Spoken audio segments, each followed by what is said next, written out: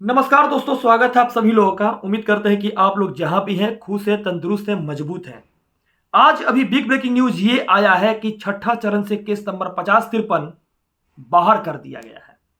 मौखिक तौर पे पता चला कि बीएड को छठा चरण से बाहर कर दिया गया है और पहले से ही एनआईएस डीएलएड जितने सारे कैंडिडेट थे उनको भी बाहर किया गया है। और अतुल प्रसाद सर के द्वारा एक लेटर निकाला गया। इस लेटर में कहा गया था कि जो भी सुप्रीम कोर्ट की फैसला आएगी उसको माना जाएगा। यह डेट 18 तारीख के दिन लेटर था। इसको मैंने पिछले वीडियो में भी दिखाया था और सारी विषय वस्तु को बताया था। लेकिन इन सारे वस्तुओं के पहले जानने से पहले आप जो लोग चैनल पर नए हैं, चैनल को सब्सक्राइब कीजिए 3 सेकंड निकालकर, क्योंकि पटना वाला भाई आपके साथ खड़ा होकर लड़ाई लड़ेगा और आगे भी लड़ते रहेगा। चलिए आते हैं अपने टॉपिक पर। 5053 केस नंबर क्या होता है इसको समझिए। मतलब जो 11 अगस्त के दिन और 28 अगस्त के दिन जो जजमेंट आई थी सुप्रीम कोर्ट से, इस जजमेंट को पटना हाईकोर्ट ने मान लिया है और छठा चरण से बीएड को बाहर कर दिया है।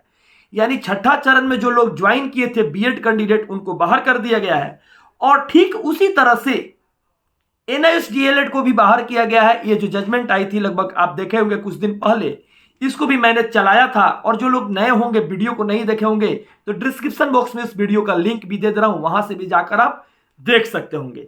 यानी बता देते हैं कि जो लोग मान लीजिए कि बीपीएससी टीआरई 1 में जो लोग एनआईएस वाले थे, जिनकी किडनी नंबर, प्राण नंबर और लिवर नंबर जिनकी जनरेट हो चुकी थी, वो भी बाहर हो गए हैं। कुछ लोग कहेंगे कि अब बाहर नहीं होंगे क्योंकि रोजगार कर रहे हैं। तो मैं आपके सामने फ्लैश दिखा देता हूं, देख लीजिए कि आपको बंगाल हाईकोर्ट ने भी यह बहाली को रद्द किया था। 2 साल उन लोगों ने नौकरी किया था बंगाल में। शिक्षा मित्र को 2 साल नौकरी किए थे शिक्षा मित्र वाले ने, यूपी में, उनको भी रद्द किया गया है। बात यही खत्म नहीं होती है। अब गौर से समझिए कि बात क्या है, मेन मुद्दा क्या है हम लोगों की। यहां से देखिए, जो लोग रेगुलर डीएलएड वाले हैं उनको तो सरकार बाहर कर ही दिया। लड़ाई तो अभी की हम लड़ रहे हैं क्योंकि आप लोगों ने ही आंदोलन मेरे साथ किए थे।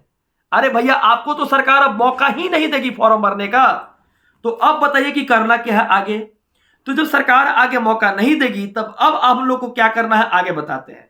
आगे हम लोग को यही करना है कि जब मौका नहीं देगी तो हम लोग तो अपना कुछ ना कुछ ढूंढेंगे ना।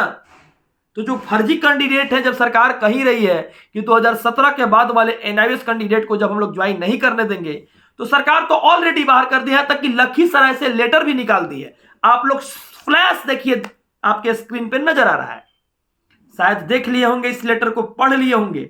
और जो लोग देखना चाहते हैं, जैसे ही चैनल को सब्सक्राइब कीजिएगा तो कम्युनिटी पोस्ट में ये लेटर आपको नजर आ जाएगी, वहां भी मैं डाल देता हूं।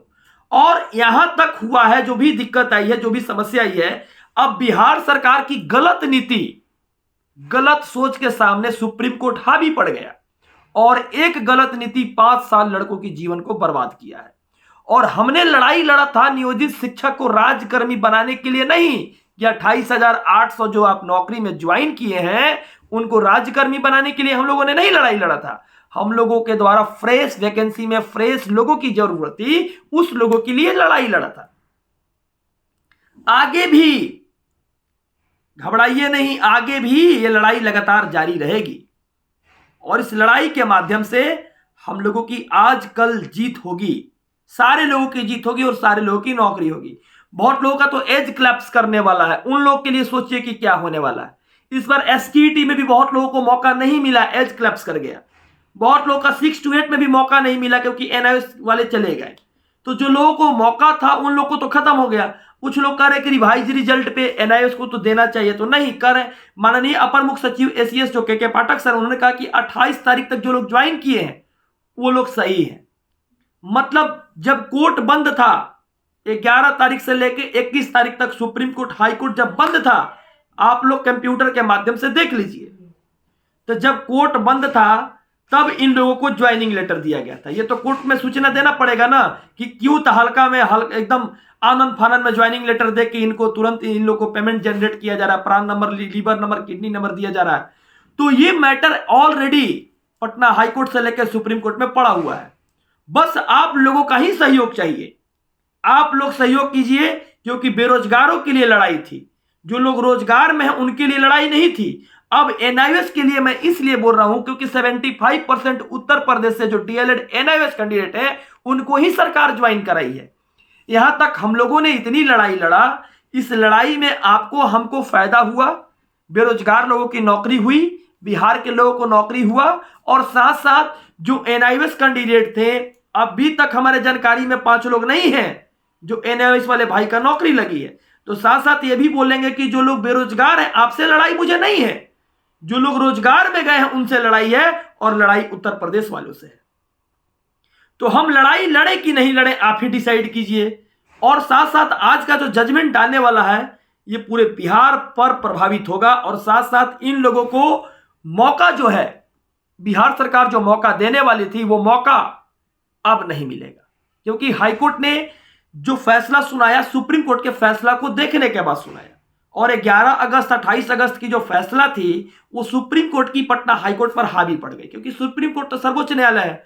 हम देश में जो रहने वाले जितने सारे लोग हैं, मंत्री हैं, मुख्यमंत्री हैं, प्रधानमंत्री हैं, यहां तक कि कोई भी पद पे लोग हैं, चाहे बिहार सरकार हो या सेंट्रल गवर्नमेंट का कोई भी पद हो, उस सारे लोगों को संविधान की हर एक धारा के अनुकूल रहने का अधिकार है। और हम लोग जितने सारे लोग हैं संविधान के अनुकूल है, संविधान से हम लोग चलते हैं, हम लोग अपने अनुकूल नहीं चलते हैं, जो हमारी संविधान है उसके अनुकूल चलते हैं।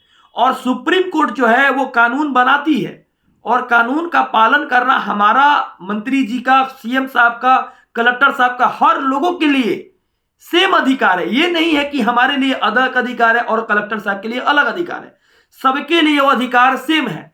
और हम बता देते हैं कि जितने सारे भाई हैं उन सारे लोगों को अब हतोत्साहित होने की जरूरत नहीं है। जो लोग नहीं रोजगार में हैं, आपको एक गोल्डन अपॉर्चुनिटी मिलेगा। जो लोग रेगुलर डीएलएड हैं, 30 नंबर वाले लोगों को भी नौकरी होगी।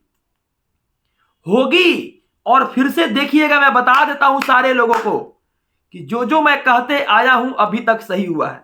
बोला था ना कि नियोजित शिक्षकों को नौकरी मिलेगी, मिल गया। बोला था ना कि बीएड को शामिल नहीं करेगी सरकार, नहीं किया। आगे भी मैं बोल रहा हूं कि छठा चरण से बीएड को भी निकालेगी और एनआईएस डीएलएड को भी निकालेगी, आप देख लेना। और बीपीएससी टीआरई से तो ऑलरेडी निकालना स्टार्ट कर दिया है, क्योंकि सूची जो मांग ली गई है लखीसराय से, जमुई से। तो आप लोगों को धीरे धीरे हर जगह से हर कुछ पता चलेगा, और इसमें हमको आपको हतोत्साहित होने की जरूरत नहीं है। हतोत्साहित होने वाला हतोत्साहित हो रहा है, क्योंकि वो उत्तर प्रदेश से आया है, और इन लोग जो ज्वाइन किए हैं वो लोग तो नियोजित शिक्षक है। हमारी आपकी रोजगार कहां थी? तो ये जो बात है, अभी तत्काल मैं भी दिल्ली से आया हूं, तो दिल्ली से आने के बाद मुझे भी टाइम बहुत कम मिला है, जिस कारण से मैं भी थोड़ा परेशान हूं। और आज शाम में जैसे ही जजमेंट आता है, आप लोग के सामने मैं पेश करूंगा, और एक तगड़ा न्यूज के सामने मैं आप लोग के सामने आने वाला हूं।